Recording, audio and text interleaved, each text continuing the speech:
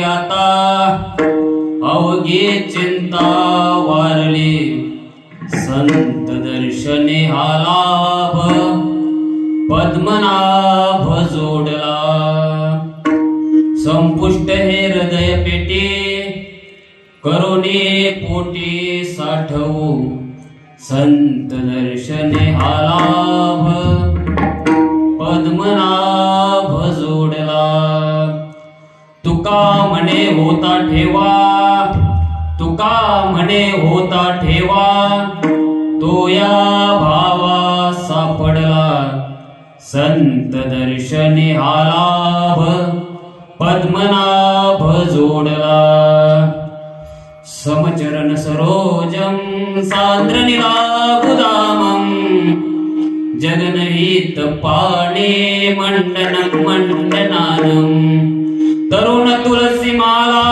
कंदरं गंजनेत्रं सदय धवलहासं श्री विठ्ठल चिंतयामि महायोग पीठे तटे भीमरत्या वरं पुंडरीकाय दातुं मुनिद्रे समागत्य तिष्ठन्तमानन्दकन्दं परब्रह्मलिङ्गं भजे पाण्डुरङ्ग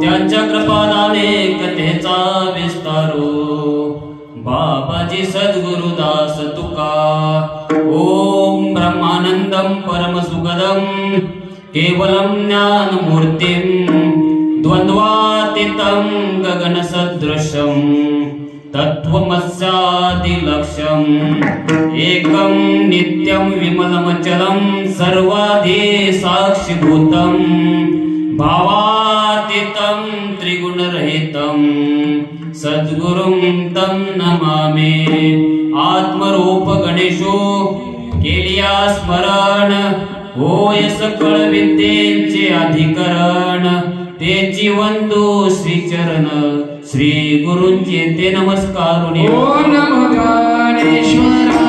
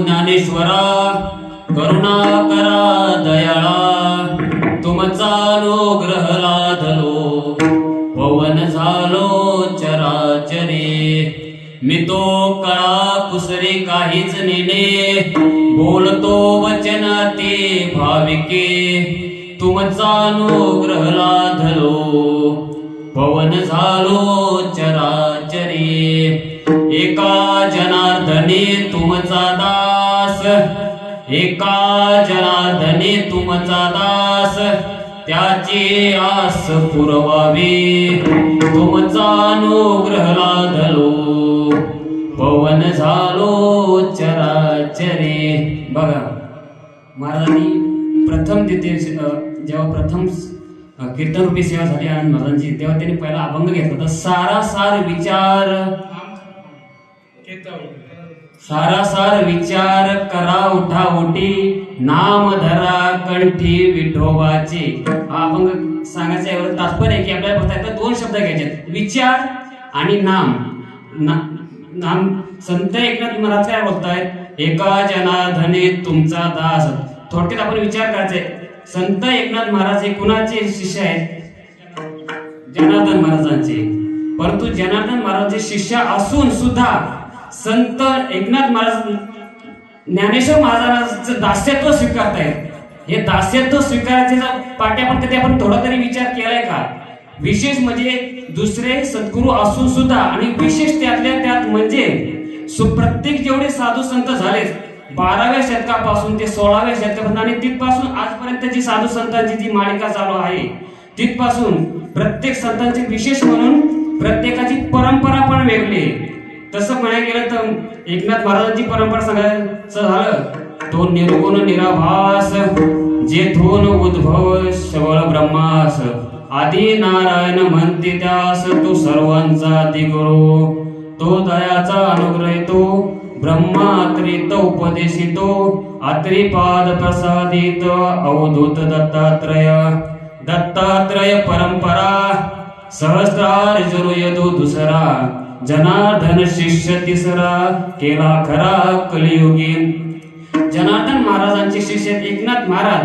परंतु असं पाहायला गेलं तर प्रत्येक संतांची परंपरा वेगळी आहे. वारकरी संप्रदाय एकच आहे परंतु प्रत्येक संत हे आपापले अधिकारी स्वाभिमानाने आपली परंपरा सांगतात. तसं तुकाराम महाराज काय सांगतात माझी संतांची परंपरा तुकाराम महाराज पण स्वतःची परंपरा सांगतात. प्रत्येक संतांची परंपरा वेगळी वेगळी असली तरी पण प्रत्येक संत एकमेकाला दास्यत्व का शिकवतात ते कोणत्या अनुभवावर ते दास्य शिकवतात तर त्याचं उत्तर ते त्यातच देतात. तुमचा अनुग्रह लाधलो. अनुग्रह या शब्दाचा अर्थ आहे कृपा. जसं कृपा ज्ञान त्याला अनेक शब्दांनी संबोधलं जातं. कृपा ज्ञान आत्मज्ञान किंवा वृत्ती ज्ञान.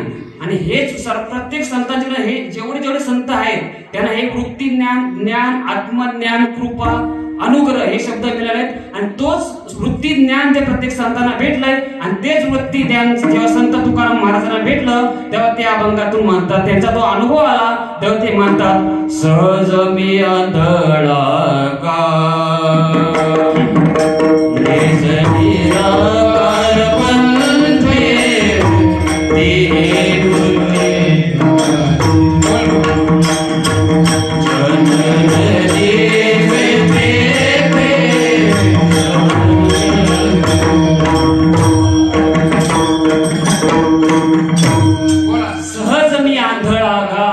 निज निराकार पंते वृत्ती ही निवृत्ती झाली. म्हणजे त्याची वृत्ती काय झाली त्यांना वृत्ती ज्ञान भेटलं.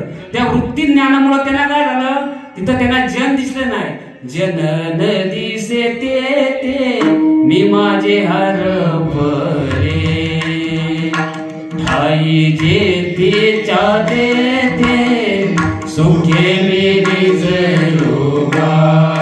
म्हणजे काय हे जन नव्हे हा उगा जनार्दन असं त्याला ते ज्ञान प्राप्त झालं म्हणून त्यांचे ते स्वरूपाला ते प्राप्त झालं म्हणून त्यांना जन न दिसता त्यांना तो अनुग्रह भेटला त्याला ते नाम भेटलं म्हणून म्हणतात एका जनार्दने तुमचा दास त्याची आस पुरवावी तुमचा अनुग्रह लाधलो पवन झालो चराचर. त्यांना पवन म्हणजे व्यापक स्वरूप झालं, त्यांना मर्यादित स्वरूपाचे राहिले नाही, ते व्यापक स्वरूपाचे झाले. त्यामुळे त्यांची समता ऐसे समत्व चित्ताचे, त्याची सार जाण योगाचे, तेत मनाने बुद्धीचे ऐके करे विठ्ठल.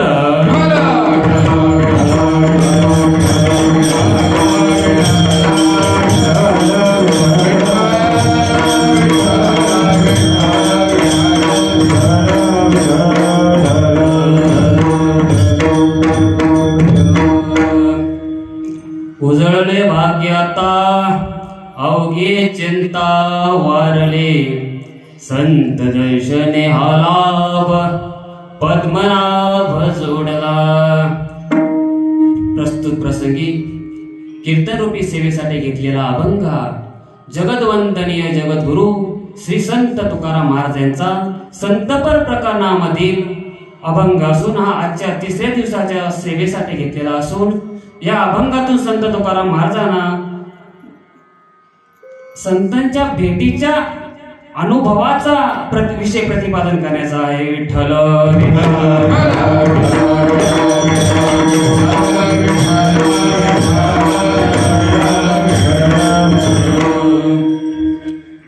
अभंगाला सुरुवात करण्यापूर्वी छोटासा पर्याय देणे असे की सालाबाद प्रमाणे गेली 69 वर्षापूर्वी अखंड हरिनाम सप्ताह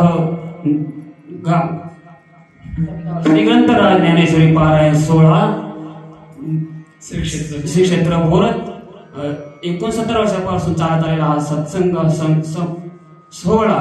आणि या सोहळ्यामध्ये ज्यांच्या आश्रयाखाली आलेल्या वैकुंठवासी गुरुवारी हनुमंत बाबा मोरे, गुरुवारी संत चरणरस हरिचंद्र बाबा मोरे यांच्या कृपाछत्राखाली, तसेच गुरुवारी रघुनाथ दादा महाराज मोरे यांच्या नेतृत्वाखाली व तुम्हाला सर्व साधू संतांच्या सहकार्याने चालत आलेला अखंड हरिनाम सप्ताहाचं तसेच श्री ग्रंथराज ज्ञानेश्वरी पारायण 16 गेली 27 वर्ष पारायण आपण करतोय. तसेच बोलायला तर मी कोणी काही कीर्तनकार नाही. प्रथम तसे काय माहिती का, इथे बोलायचं कारण सांगतो तुम्हाला. गेली 69 वर्षापूर्वी जे साधू संतांनी जे आपल्याला परमार्थिक रूपी रोपटं लावलंय, त्या परमार्थिक रूप रोपट्याला जे तुम्ही सर्वांनी त्याला काय होतात संत ज्ञानेश्वरी पारायण, भागवत पारायण आणि तुकाराम गाथा या पारायण रूपी जे तुम्ही ते खत पाणी घातलंय, आणि त्या खत पाण्यामुळे आमच्यासारखे जे हे तुम्ही जे रोपटं म्हणजे भरीस लावलंय, आणि त्या रोपट्याला आलेलं हे ज्ञानरूपी सर्व फळ. ज्ञानरूपी फळ का म्हणतो, नुसतं फळ नाही, ज्ञानरूपी फळ. ज्ञानरूपी फळ म्हणजे कारण ज्ञानेश्वरीचं महात्म्यच तसे. आपण एकदा वाचलं, एकदा भाव धोरणी वाचे ज्ञानेश्वरी कृपा करे हरी दयावरी. संत जनाबाई म्हणतात, मूळ ज्ञान होय अज्ञानासे, ऐसा वऱ्या टिकेसे, वाचेल जो कोणी जणे त्यासी लोटांगणी. आपण जर एकदा जरी भावाने ज्ञानेश्वरी वाचली तर ते ज्ञान झाल्याशिवाय राहणार नाही. तर आपण गेली 27 वर्ष हे पारायण रूपी सोहळा साजरा करतो, तर का नाही ज्ञान रूपी फळ होणार. त्यामुळे मुळात कधी मी कीर्तनकार नाही, परंतु काय माहिती का, तुम्हाला इथे मी ज्ञानोपदेश किंवा तुम्हाला काय त्याला होतात उपदेश करण्यासाठी मी उभा राहिलो नाही. तर माऊली बोलतात ना, का फेडीत पापताप भोग्येत तिरीचे पादप, समुद्रा जायाप गंगेचे जैसे. गंगेचे वाहने कशासाठी, बरं गंगा सोडते, आपल्या ढवळी नदीचे वाहन कशासाठी आहे, समुद्राला भेटायसाठी, समुद्राला भेटायसाठी ना.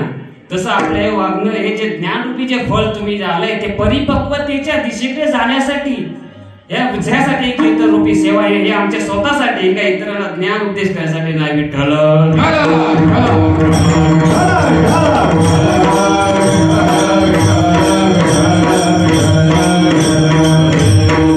मज पामराय काय थोरपण, पायाची वाळ पाय गरी. नातरी बालक बोबडा बोले, वापुडा विचुका पाऊले ते जोज करुणी माऊले रिजे जेवे. ज्याप्रमाणे आपलं बालक वाकडं तिकडं चालत तरी त्या आईला तसे तुम्ही संतांना ते कसं झालं तरी ते तुम्ही त्यांचा सांभाळ करून घेणार. किंवा बालक बापाची ताटी रिगे आणि बापा तेची जेवू लागे की संतोषिले वेखे मुखची ओढी.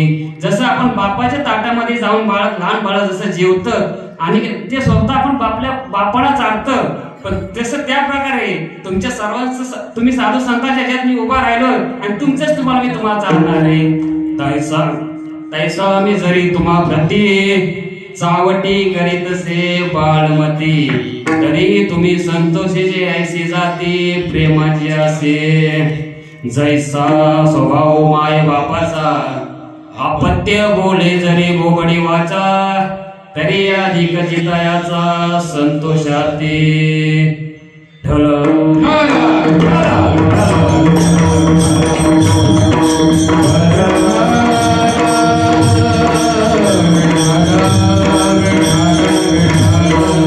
उजळले भाग्य आता अवघे चिंता वारली, संत दर्शनी आलाभ पद्मनाभ जोडेला.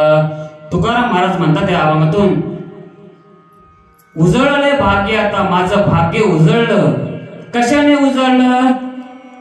परमार्थामध्ये परमार्थिक भाग्य उजळायचं. परमार्थिक भाग्य उजळण्यासाठी काय करायचं?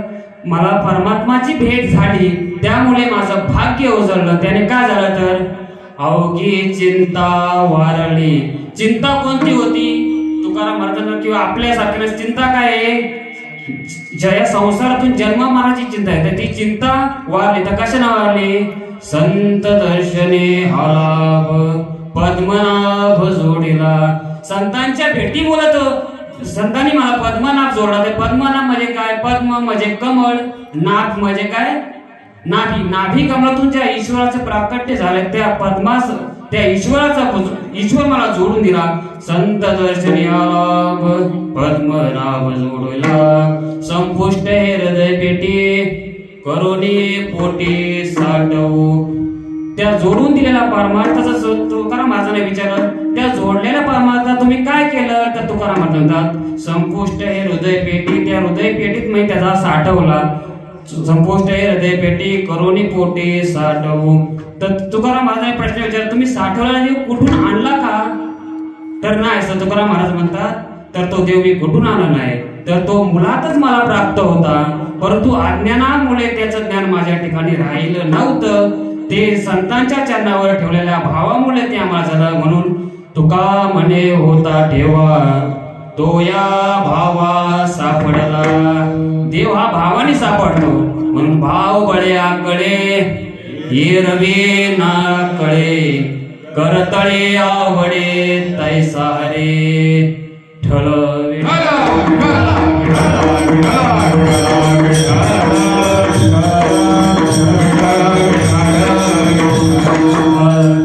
बरं, सापडला हा शब्द केव्हा येतो? जर एखादी वस्तू हरवली असेल तर, मग वस्तू हरवायच्या आधी ते आपल्या आधी असावी लागेल. आणि असायचं तर हरवेल. आणि हरवण्याआधी तो देव सापडायचा आहे, तो आधी आपल्या जवळ असायला पाहिजे का नसायला पाहिजे? असायला पाहिजे. मग तो देव असायला पाहिजे. मग तो पहिला काय पाहिजे? ती विस्मर, म्हणजे तो हरवायला पाहिजे. हरवायसाठी तो आधी सापडायला पाहिजे. त्यासाठी काय करायचं? तर तो भावानेच सापडला जातो. त्यासाठी तुकाराम महाराज म्हणतात, भाव बळे आकले एरवी ना कळे, करतळे आवडे तैसारी. बरं, विठ्ठल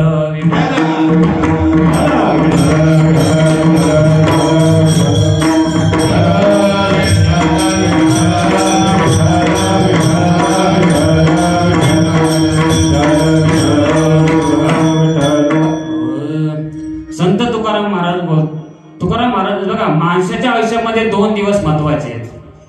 एक येण्याचा दिवस आणि एक जाण्याचा दिवस. एक येण्याच्या दिवसाला महत्व असतं म्हणून आपण काय करतो? वाढदिवस साजरा करतो. आणि जाण्याच्या दिवसाला महत्व असतं म्हणून आपण काय करतो? वर्ष श्राद्ध. संतांच्या येण्याला महत्व असतं पण म्हणून काय करतो? पुण्यतिथी. आणि आणि जाण्याच्या ह्याला असं त्याला येण्याच्या ह्याला जयंती. जयंती आणि जाण्याच्याला पुण्य देते.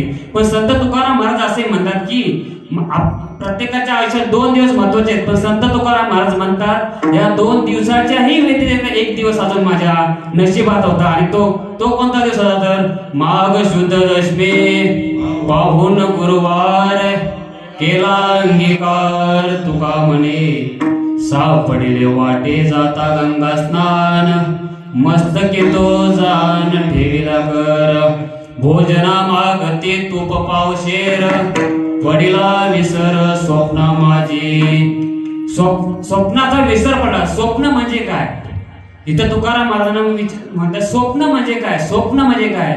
तरी अवेदीची निदा विश्व स्वप्नाचा हा धांदा भोगीत होता प्रभुदा अनादीपणे जो भोगत होता. विश्व हे स्वप्न आहे. हे जे विश्व आहे ते स्वप्न आहे. आणि हे स्वप्न कधीपासून आहे? अनादी काळापासून. अनादी काळापासूनचे जे स्वप्न आहे ते आत्ताच्या ज्ञानाने जाईल का? तर त्याला ज्ञान कधी पाहिजे? अनादी काळाचंच ज्ञान पाहिजे. जर तेच ज्ञान असेल त्याला बोलतात अनुग्रह, त्याला बोलतात नाम. ते अनादी काळापासूनचं जे नाम असेल तर जे अनादी काळापासून जे विश्व हा स्वप्नाचा धंदा आहे तर त्या नामानच त्याचा जागा होईल. तरी अवेदेचे निदा विश्व स्वप्नाचा हा धंदा भोगीत होता प्रभुदा अनादीपणे तो महावाक्याचे नावे गुरु कृपेचे थावे माता हात ठेविला नये थापटेला जायसा. तो गुरु कृपेचे महावाक्य जोपर्यंत महावाक्याचा उपदेश होत नाही तोपर्यंत हे विश्व हे आपण जे सत्य समजतो त्याचा ऱ्हास होणं अशक्य आहे. तैसी विश्व स्वप्नेसी माया नेद सांडोनी धनंजया सहसा जैला द्वयानंदपणे जोपर्यंत ही सैसी विश्व स्वप्नेसी माया त्या अनुग्रह किंवा तो महावाक्य होत नाही तोपर्यंत त्याचं ज्ञान म्हणजे ही विश्व स्वप्नेची जी माया आहे आपल्याला जी गुंतले ज्या मायेमध्ये आपण गुंतलोय तिचं खंडन होणार नाही. तैसी विश्व स्वप्नेसी माया नीर सांडोनी धनंजया सहसा चेला द्वयानंदपणे आनंद अद्वय आनंद. अद्वय आनंद म्हणजे अद्वय म्हणजे आनंद म्हणजे द्वैताच्या पलीकडचा जो आनंद आहे त्याला होता अद्वय आनंदपणे विठ्ठल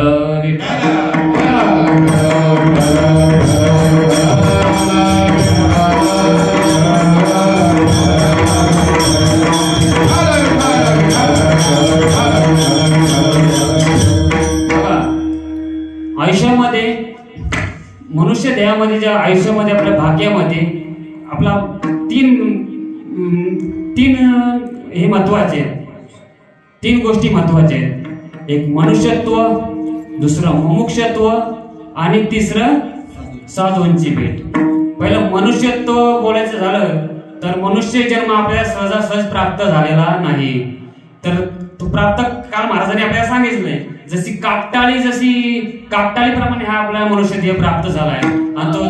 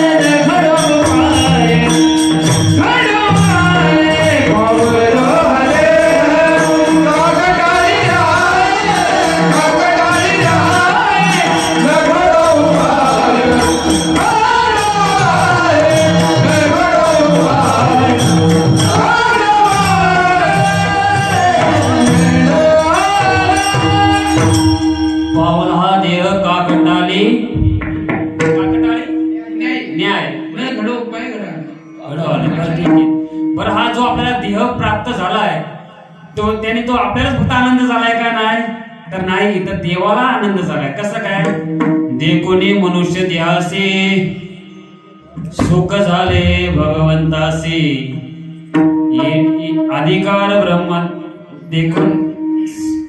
देखोनी मनुष्य द्यासी सुख झाले भगवंतासी, अधिकार ब्रह्मज्ञानासी हे देसी मद प्राप्ती, किंवा आलिया मनुष्य द्यासी मुक्तीचा दारवंटा मुक्त त्यासी, लव निमेष एकुदेशी याव जन्मसी मोकळा. विचार केला तर आपण एका क्षणामध्ये मुक्त होऊ शकतो.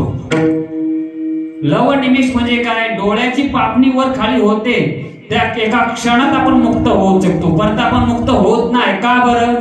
त्याला एक कारण आहे बघा. 5व्या अध्यायामध्ये एका राघवाची म्हणजे पोपटाची एक कथा आली. तो काय करतो? आपण जेव्हा पोपट जरा म्हणजे पकडायला जातो, त्या जाळा पण पसरतो, तर आपण काय करतो? एक नळी घेतो आणि झाडावरती टांगतो. तर तो पोपट काय करून येतो? त्या आणि साईडला त्या पोपटाला जाळ्यामध्ये पसरण्यासाठी पेरू वगैरे असे काहीतरी फळं ठेवले असतात. पण तो पोपट काय करतो? येतो आणि त्या नळीवर पडतो आणि त्या नळीवर पकडतो. पण आता नळी पकडला, तो सोडली तर तो उडून जाऊ शकतो की नाही? पण तो सोडत नाही. तर तो काय, आता त्या पोपटाला तुम्ही तरी जीव जरी घेतला तरी तो ती नळी सोडणार नाही. तसं आपण या संसारामध्ये झालेलो आहोत. त्या पोपट्यासारखं आपली गाते आहे. परंतु तो पोपट तिथं बद्ध झाला असला तरी तो पोपट 5व्या अध्यायात बद्ध असला तरी तो 13व्या अध्यायात तो मुक्त झालाय. कुणाच्या म्हणजे संतांच्या दृष्टीने तो मुक्त झालाय. कसा? शोक नलिके वरुणी उटीला, जैसा शाखे बैसला, तैसा मूळ हंते वेळीला तो मी म्हणोनी. तर तिथं सुखाचं म्हणजे त्या पोपट्याचं आपल्याला सांगायचं नाही, हे आपल्या मनुष्य देहाचं सांगायचंय. त्या शाखे बसला तो मी म्हणून म्हणजे कोणता? जो हम देहास्मी जो आपण जो म्हणून घेतलंय, हे माझं, मी माझी ऐशी आठवण, किंवा अहम ममतेच्या लवड सवडी माते नववत जी वापुडी, म्हणून जन्म मरणाची दुथडी ठेवले केलं. हे माझं, ते माझं, ते करत जे आपण बसलोय ते आपण मुक्त होता परी बळे झाला बंध, मुक्त होता परी बळे झाला बंध, हे बोलिया छंद माझे, हे बोलिया छंद माझे, मुक्त होता परी बळे झाला बंध, मुक्त होता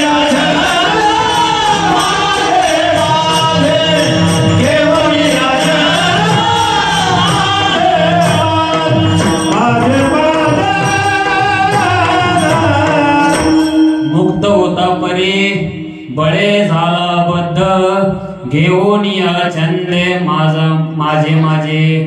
तसा तो पोपट जसा 13व्या अध्यायामध्ये मुक्त झालाय. शोक शाखेवरून उठला, नळिकेवर उडवला, जैसा का शाखे बसला, तैसा मूळ हंता. मूळ हंता म्हणजे काय? मी देह नसून मी ब्रह्म आहे. त्या मूळ हंतेवर जेव्हा तो बसेल तेव्हा तो स्वस्वरूपाला जेव्हा प्राप्त होईल तेव्हा तो ह्या जगाच्या राणीमध्ये राहील. परंतु वर्तत असे देही परी देही न माझ्या ठाई, आणि समग्र असते. म्हणजे तो दिसेल तुम्हाला त्याप्रमाणे त्या संसारामध्ये राहील, तसा वाटेल, पण तो तसा नसतो.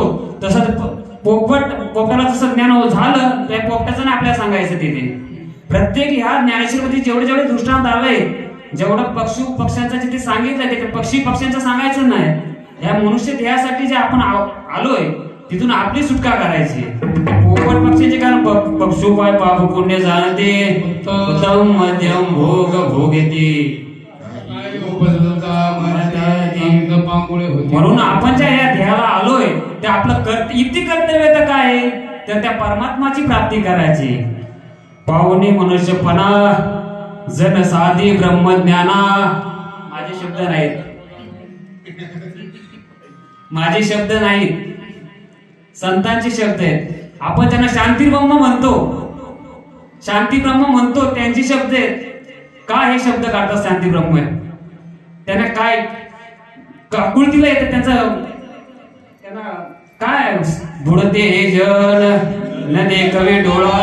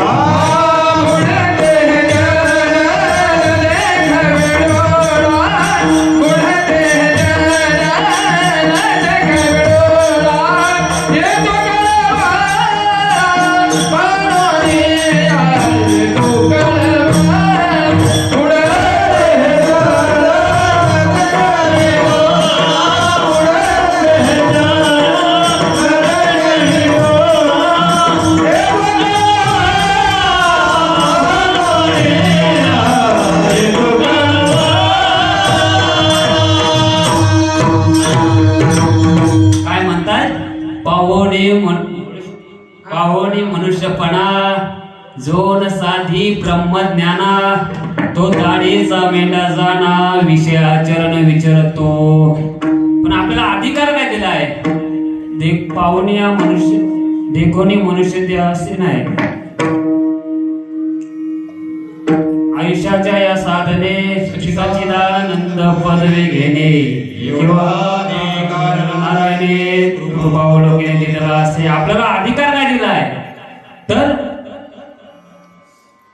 अधिकार आहे ना पाहुणे या मनुष्य सच्चिदानंद पदवी घेणे. सच्चिद आनंद जे भगवंताचं जे स्वरूप आहे त्या सच्चिदानंद रूपाची पदवी आपल्याला घ्यायची. आपल्याला मी कीर्तनकार, मी प्रवचनकार, मी पक्वाचे, मी गायनाचार ही आपल्याला उपाधी न घेता आपल्याला सच्चिद आनंदाचे परमात्म्याचे जे स्वरूप आहे ते स्वरूपाचे आपल्याला पदवी घ्यायचे.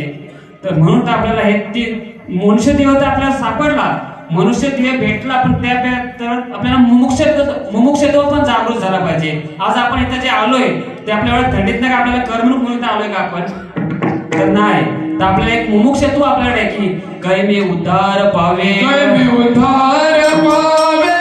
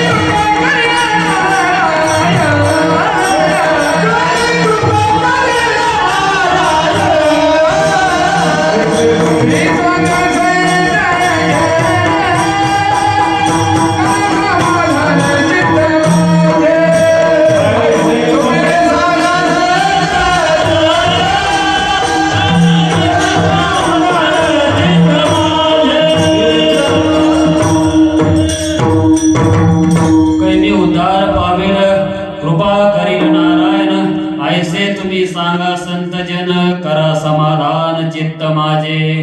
कास्य काही खंडील जन्म कास्याने कर्म. ठीक आहे. बरं आपण कसं ठेवलोय? तर आपण आपला उद्धार करण्यासाठी एक मुमुक्षत्व जागृत करण्यासाठी आपण इथं आलोय. आणि त्यासाठी तुकाराम महाराजांना पण ती तळमळ लागली होती की मला देव कधी भेटेल. तसे कन्या सासुऱ्यासी जाय मागे परतने पाय अशी त्यांची अवस्था झाली. त्यांना पण ते मुमुक्षत्व जागृत झालं होतं. कही ऐसी कशा येईल कही ऐसी कशा येईल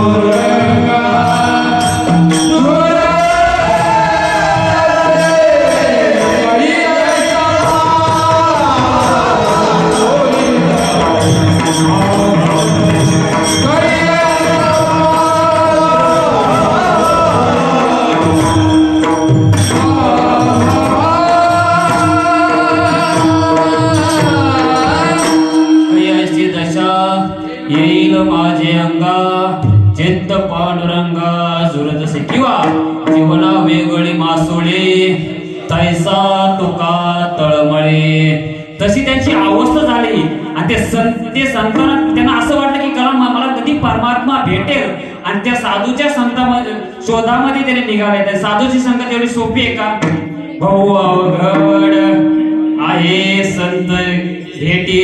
चंद्रामृत सुख सेववीर चंद्रामृत सुख सेववीर अस्ताला रवी धरवे अस्ताला रवी धरवे माया येवा सागर करवे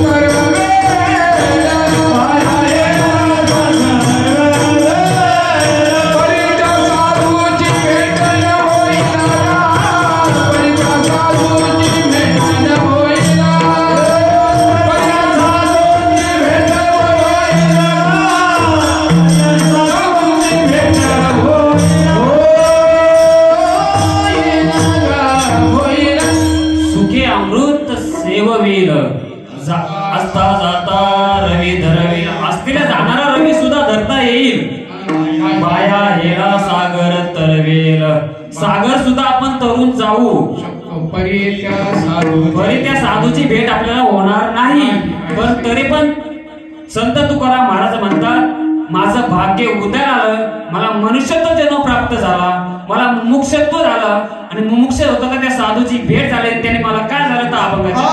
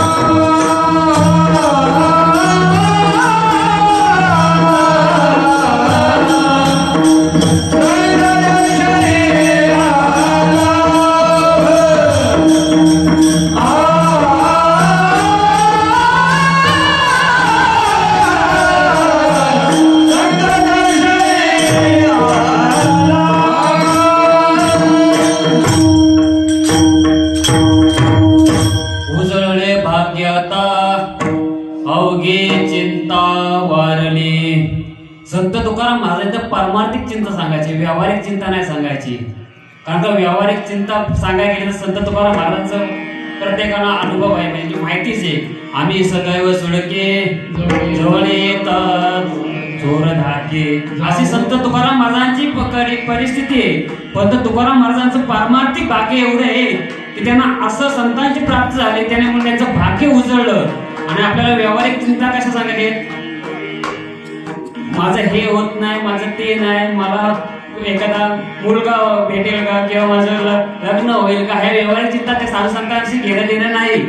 त्यांना पारमार्थिक सत्याचं बोलायचंय. व्यावहारिक सत्ता हे तर चालत असते, कारण का पारमार्थिक सत्ता तुकाराम महाराज आपल्या सर्वांना माहिती. पण व्यावहारिक सत्ता काय आहे, व्यावहारिक सत्ता त्यांची अशी आहे की मला देवाची प्राप्ती होईल का, मला तो परमात्मा भेटेल का.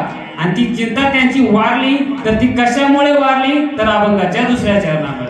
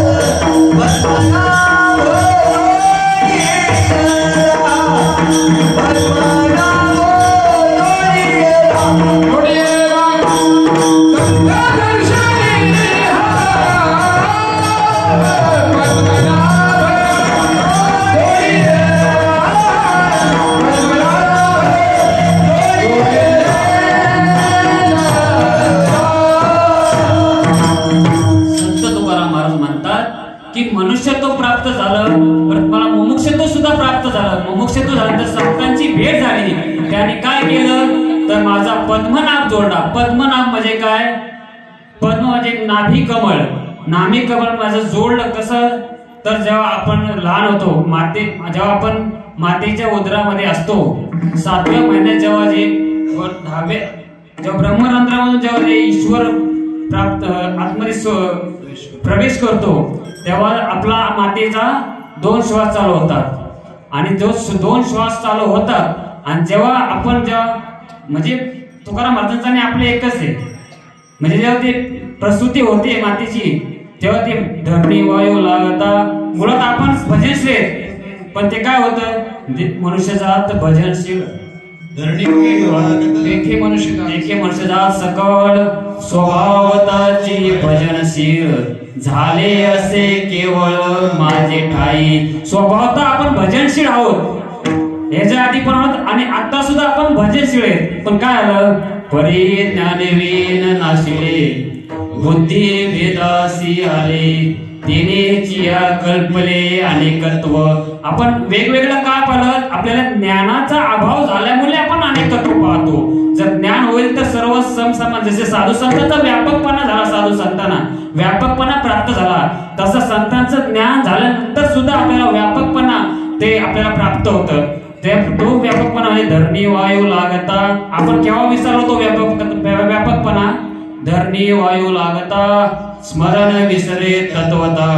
ओळखू लागे माता पिता कोहम रडत असे. मी कोण आहे, मी कोण आहे असं आपण ओळखत असतो. कारण का, आपल्याला काय, जेव्हा आपण मातेच्या गर्भामध्ये असतो तेव्हा आपण देवाला एक हे केलेलं असतं, विनवणी केली असते की आठवेन पाय हा माझा नवस रात्र आणि दिवस पांडुरंगा.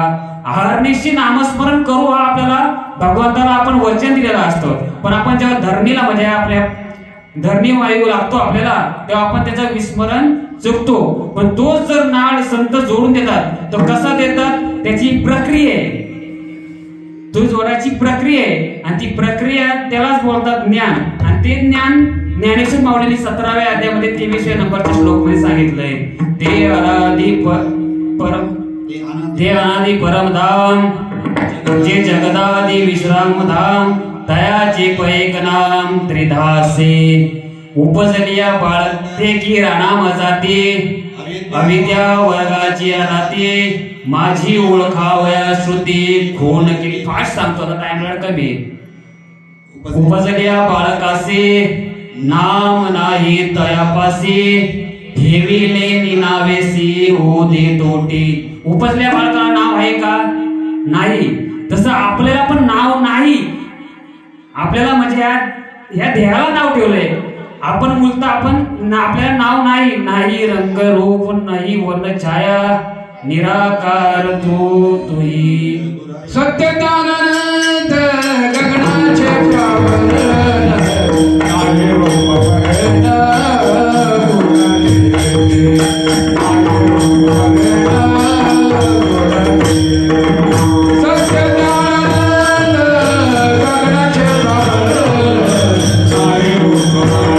गगनाचे प्रावरण आहे उपवरण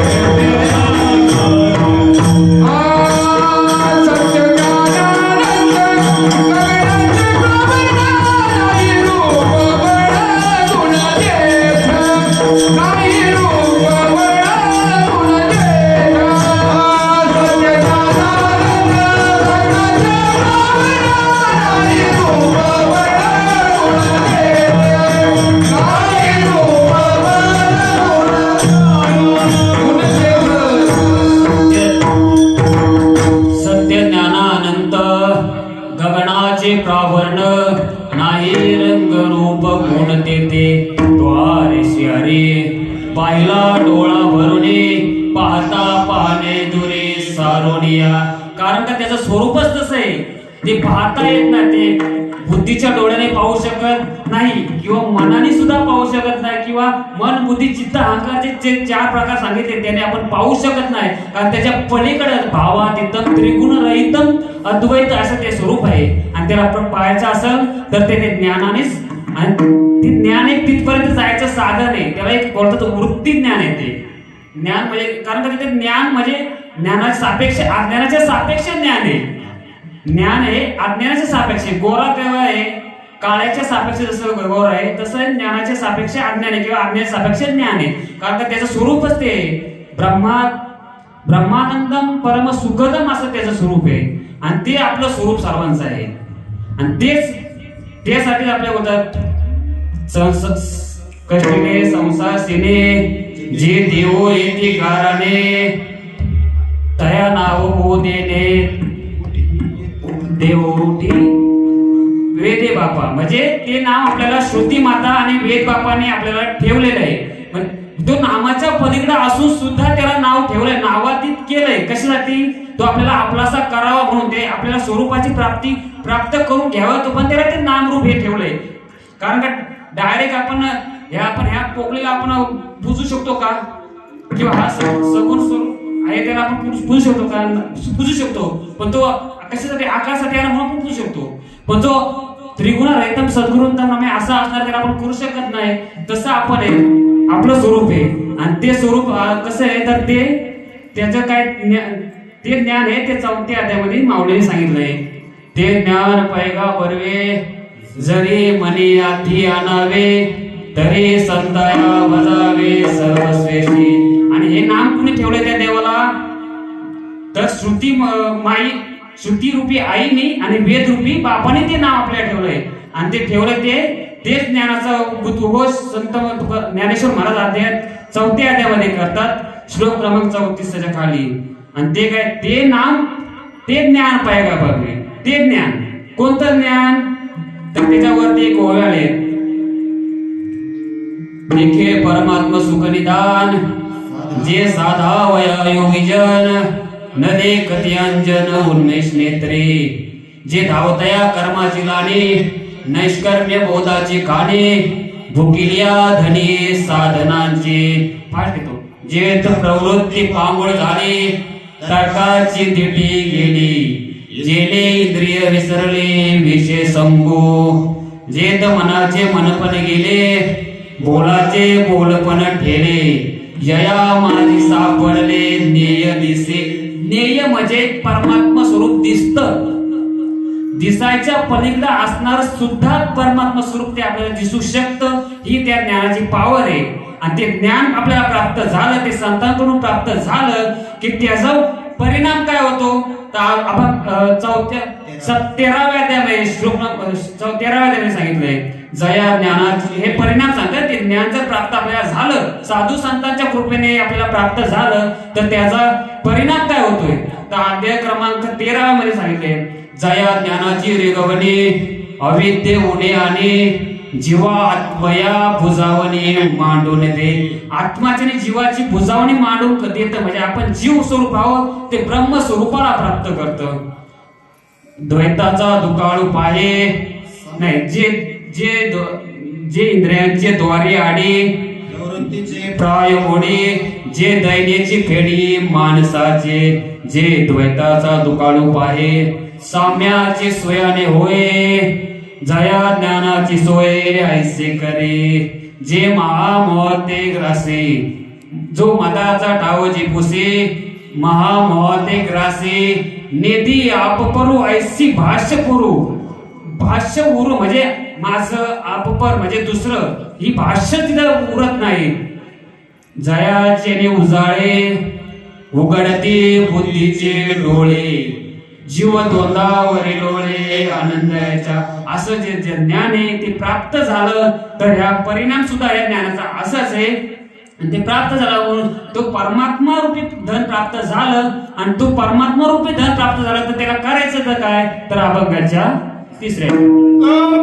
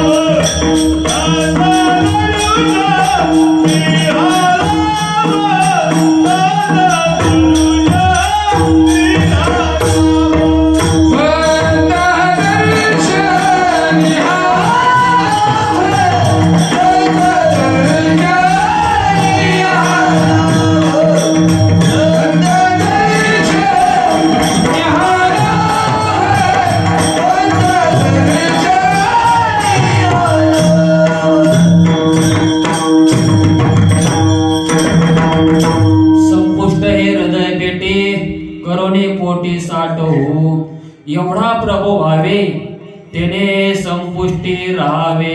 एवढा व्यापक असा असणारा जगत देव त्याला काय करायचं तर आपल्या हृदयामध्ये साठायचं. त्याची जे तुकाराम महाराज म्हणतात जे संतांच्या दर्शनाने जे मला जो देव प्राप्त झाला त्याचा मी संपुष्ट हृदयात पाहिजे त्याला साठवला आणि एकदा त्या साठवलेल्या देवाचं आपण एकदा भजन करूया.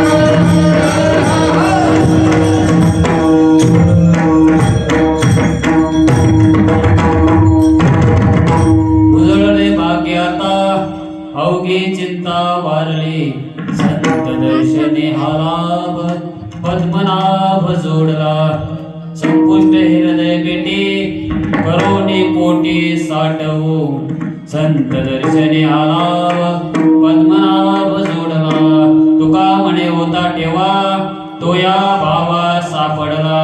तुकाराम महाराज म्हणतात की माझा पूर्व पुण्याचा ठेवा होता त्यामुळे हा परमात्मा स्वरूप मला प्राप्त झालं. त्यामुळे म्हणतात तुका म्हणे होता ठेवा तो या भावा सापडला. बघा मी कोणी कीर्तनकार नाही परंतु बघा आता हे बोलते आवाज कुठून येतोय असं वाटतं तर स्पीकर बोलतोय असं वाटतंय. उपकरण इथं आपण बोलते पण असं वाटतंय ते बोलतोय. त्याप्रमाणे ही सारखी नात्याची बॉडी असं वाटतं बोलते पण मी बोलत नाही. उपकरण माझं काय आहे तर परमात्मा वस्तू ती बोलून घेते आपल्यावर. तसं आहे मी बोलणार इथं नाही. बोल साळोके मंजूळ बोलसे वाणी शिकविता धनी वेगळाची आपल्या बळे नाही म्या बोलत सखा वाच्या त्याची. प्रस्तुत सर्वांचं आभार व्यक्त करतो आणि सेवेला पूर्ण विराम देतो. ज्ञानेश्वर माऊली ज्ञानराम माऊली ज्ञानेश्वर माऊली